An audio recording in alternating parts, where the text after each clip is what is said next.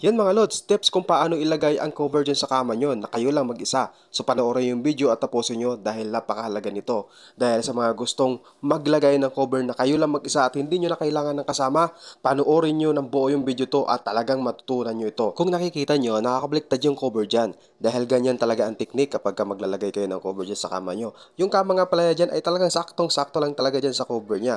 Kaya panoorin nyo kung paano ko siya ilagay nang ako lang mag-isa. Let's go! Your smile lit up like a sunrise glow. Whisper your name in the rush of the breeze. Love like an ocean rippling with ease.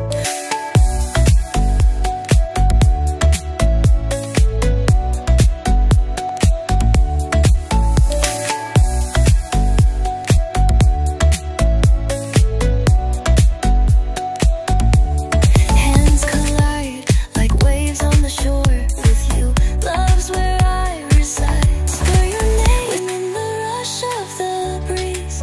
Love like a rippling with ease. Heartbeat sinking, your light remains through every storm. This love story will never end. Whisper your name of the breeze. Love like an ocean rippling with ease. Heartbeat sinking to this melody.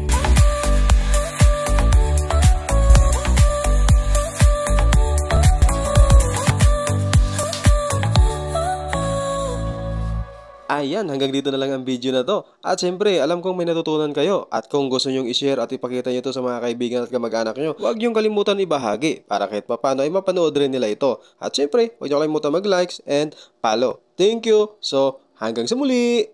Bye-bye!